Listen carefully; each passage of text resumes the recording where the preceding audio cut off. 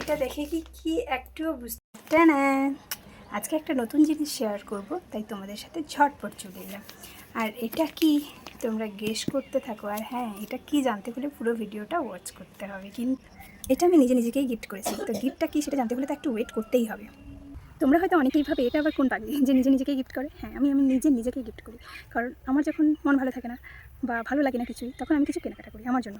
সে কোনো জুয়েলারি হতে পারে, যে কোনো জিনিস যেটা আমার ভালো লাগে। তো আমি নিজেকে ছোটো একটা জিনিস আজকে গিফট করেছি। তো সেটা কী গিফট করেছি সেটা তোমাদের সাথে তো শেয়ার করবোই।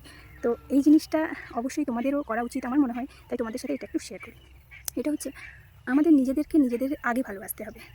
নিজে যদি নিজেকে না ভালোবাসতে পারি, নিজে যদি নিজের গুরুত্বটা নিজের ইচ্ছাটাকে না সম্মান করতে পারি, আমরা সেটা কাউকেই করতে পারবো না। অন্যের ইচ্ছে গুরুত্ব কোনো কিছুই সম্মান দিতে পারবো না। আগে নিজের ইচ্ছের গুরুত্বটা দিতে হবে। তো সেটা আমি যখন মুড খারাপ, আমার মুড তো কোনো সময় ভালো থাকে না, যে যখনই থাকে মুড খারাপ, আমি এই জিনিসটা করে থাকি প্রায়শই, নিজে গিফট করি কিছু একটা। তো আজকে একটা ভালো জিনিস তো গিফট পেয়েছি আমি পেয়েছি বলবো। তো চলো, আগে আমি আমার বিছানাটা একটু তাড়াতাড়ি ঝাড়পুছ করে নিই, কারণ বিছানা না তখন কাছাকাছি করতেই সময় চলে গেছে, বিছানাটা ঝাড়পুছ হয়নি। চলো ঝটপট করে বিছানাটা ঝেড়ে নিই।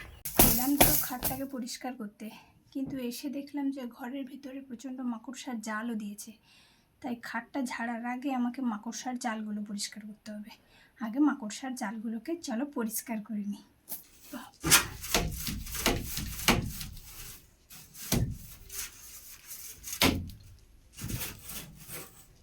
এত মাকড়সার জাল হয়েছে ঘরের ভিতরে, এবারে একটু ভালো করে খাটগুলোকে পরিষ্কার করে নিই। এটা তো সব ঠিক ছিল, কিন্তু খাটের গাগুলোতে হাত দিতে কীরকম ময়লা ময়লা লাগছে। এখন কি করব, খাটটাকে একটু মুছে নিই, না হলে ভালো লাগবে না। তাড়াতাড়ি খাটটাকে মুছে নিই, খাটটাকে একটু তাড়াতাড়ি করে মুছে নিই। মুছে নিলে দেখতেও ভালো লাগবে, আর ঘুমোলেও যেন একটা আলাদাই শান্তি আর আরাম হবে। পরিষ্কার করতে গিয়ে নিজেই কীরকম ধুলোমলায় ভর্তি হয়ে গেছিলাম, তাই একদম চান টান সেরে এলাম আবারও। হ্যাঁ, আজকে 2বার চান করে নিলাম, কারণ এই গরমে এই বালি, গা হাত বালি কীরকম একটা ধুলো ডাস্ট এমন লাগছিল, মনে হচ্ছে ভালোই লাগবে না যদি চান না করি, সারাটা দিন আর ভালো করে কাটবে না। তাই চানটা করে এলাম, আর চান করে নিয়েছি, মাথায় তেল নিয়ে নিয়েছি, মাথা আঁচড়ে নিয়ে নিয়েছি। এবার আসুন মেন কাজে, চলো আমার গিফটটা দেখা যাক। খুলে ফেলি, আর তোমাদের বেশিক্ষণ ওয়েট করিয়ে রাখবো না। এটা দেখে কি একটুও বুঝতে পারছো? আশা করি বুঝেই গেছো।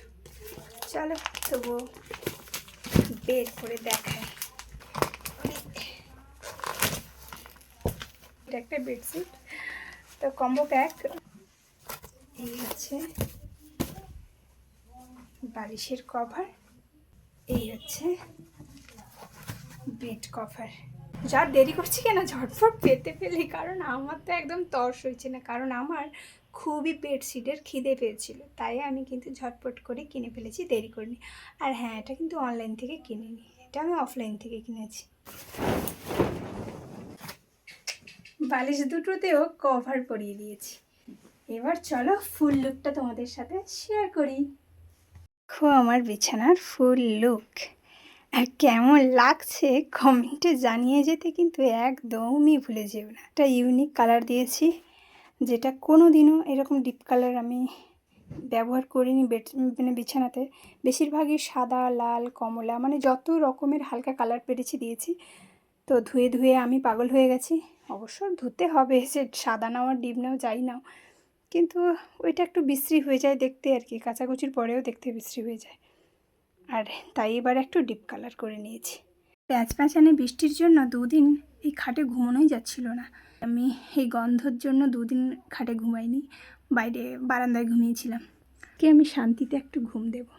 বেডশিটটা কেমন হয়েছে অবশ্যই জানিয়ে যেও, আর ভিডিওটা ভালো লাগলে পাশে থেকো। টাটা, দেখা হবে নতুন কোনো ভিডিওতে।